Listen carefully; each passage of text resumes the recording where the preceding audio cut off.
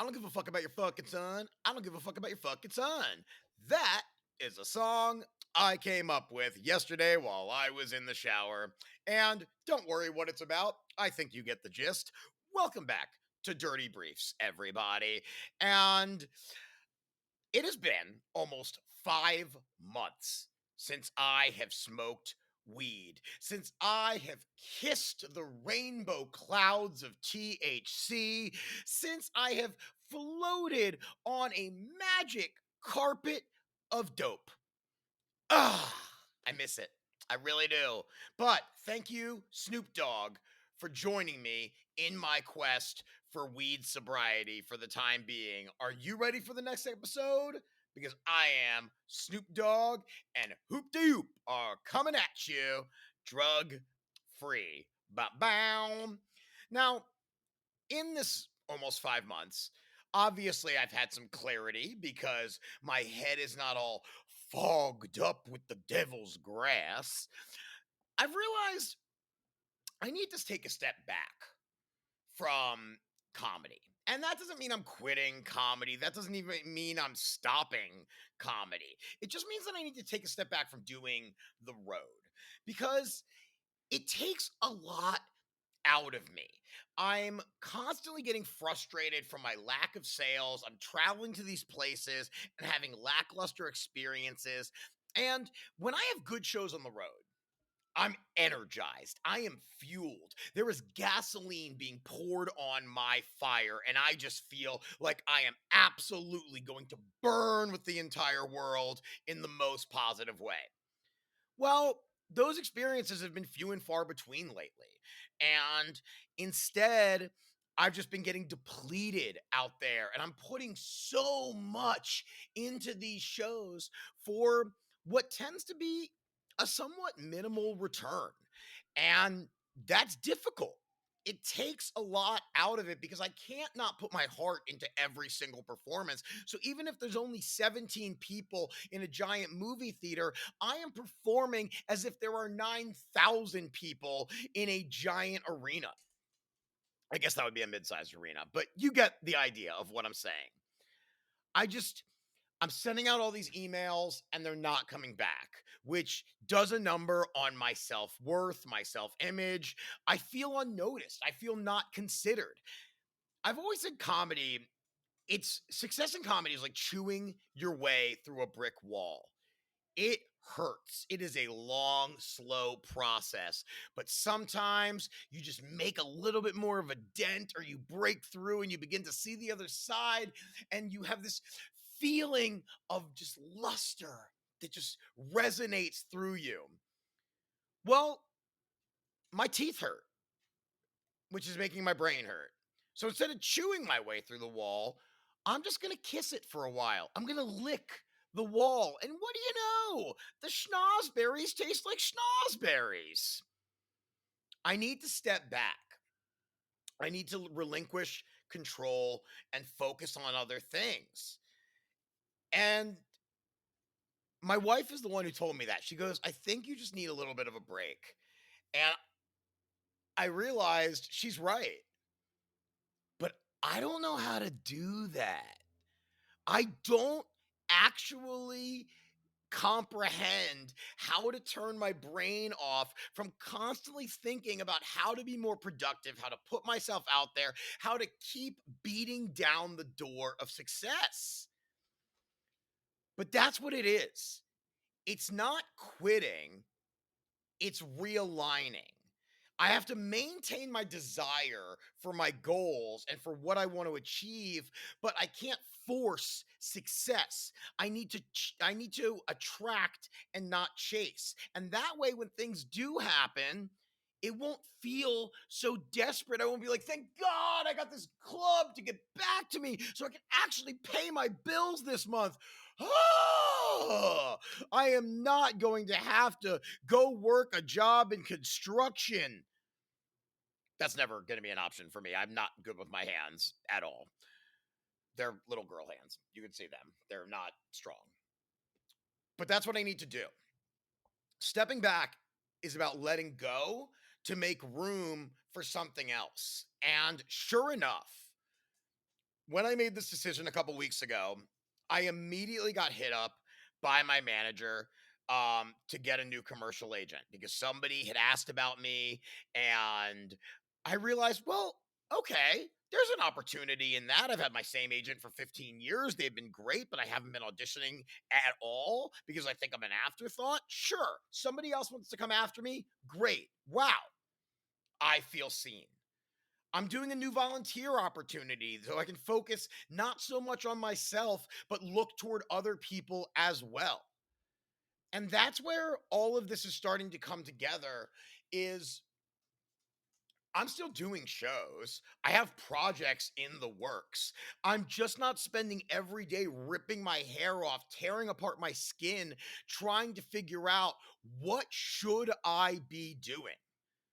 Sometimes nothing. Sometimes I can just sit and read a book. I just read I'm Glad My Mom Died in 2 days because I had the time and it was such a good book. Jeanette McCurdy, if you haven't read it, really good stuff. And that was enjoyable. I'm doing some online work that's bringing in some money just so I can at least feel that satisfaction of doing it. And again, this isn't quitting anything.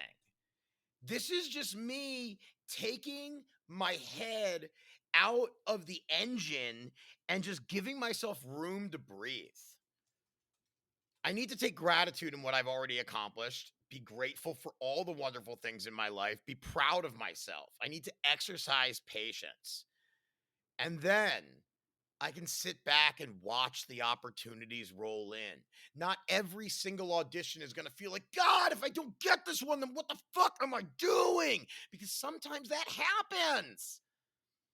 I've been doing comedy for almost 15 years. That's a long time. A long time. And when I started, sometimes I think I should be further along, but when I started, I didn't have a goal in all this. All I wanted to do was walk on stage and be a silly fuck and make people laugh. Well, goal accomplished. I do that every time I hit the stage. And I'm becoming something that I never intended to become. I used to just be this party animal that would just throw caution to the wind and do whatever I wanted and stay up all night, work the next day, come up with new jokes, get back on stage. But I didn't have any clear goals. I was just having fun. And now, if I really want to make this a sustainable lifestyle, I need to realign and put things together in a way that is going to continually build to different levels of success, to bring more people in to my life, towards me, to be a magnet. That's what I need to be. And I think it's going to happen. I know it's going to happen, but trying to just say, hey, I don't need to send 20 emails to comedy clubs today, not get anything back, and start feeling like a stupid piece of shit, which happens. And I hate to call myself such a negative name, but that's what happens. My own self worth starts to dwindle away when things don't happen that I feel I deserve. So instead, let's slow down a little bit. Let's really think about what we want moving forward and specific ways we are going to achieve it. And I'm sure this applies directly to your life in some way. You might not be an artist, a comedian, an entertainer, but there's probably something that you're holding on to, a piece of your identity that if you let go of, who knows what will open up inside of your heart, inside of your mind, inside of your pelvis, if that's where you're trying to open something up. It's so easy to get frustrated by everything. The world tries to do that to us. Constant beratement from news and social media. There's just so much negativity everywhere. And to stay positive all the time, how that is work. You know how much work that is. And sometimes I feel a depressive wave coming on. So you know what I do? I feel it. I don't try to ignore it and try to say I'm better than this because I'm not. Things are going to get to me, especially with all of the recovery that I've had to do these past, year and a half, everything that I've had to face head on and stare in the face, it took a lot out of me. And I need to give myself the grace to say, hey, you're doing a really good job, even if you don't have everything. You can't compare yourself to other people. Comparison is the thief of joy. Compare and despair. Jealousy gets you nowhere. Gets you nowhere. So do what makes you happy.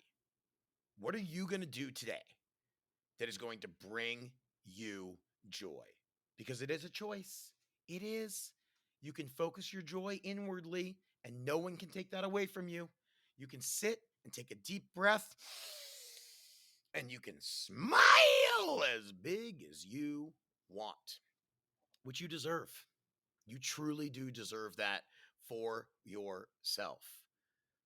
I'm not going anywhere. I'm just going to stop forcing what hasn't been working.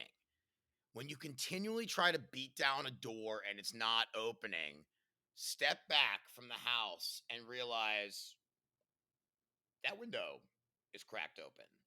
And I bet I can squeeze my way through that, even if it might not be as comfortable as the door. But my hands hurt from knocking on this thing so ferociously. So I'm going to try to find a way to crawl through a window. And when I do that, something tells me that front door is going to magically open. Clarity. I really miss weed sometimes. There are times, God, I'm just around it and I just want to smoke it. Like when I'm at a concert or when I'm just like done a set and everyone puffs up a joint. I'm like, oh, I want to do that too. But instead, I'm just living in my feelings. Woo! You ever do that? You ever just macro dose reality? Woo! It's his own drug. It is its own drug. And Snoop Dogg is about to learn that too. I don't know how far he is into his journey, but man, breaking that habit, it's tough. But habits aren't good. Change is healthy. So let's focus on that.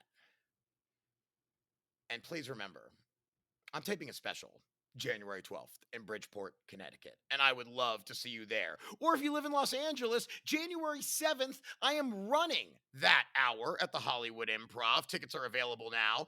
Or January 10th at Magooby's in Baltimore. I will also be running it, and that's my last run through before the actual taping. So come to one of those shows when I am showcasing this hour of everything that I have built in the past year and a half, because I am stoked on that and I need to remain stoked on that.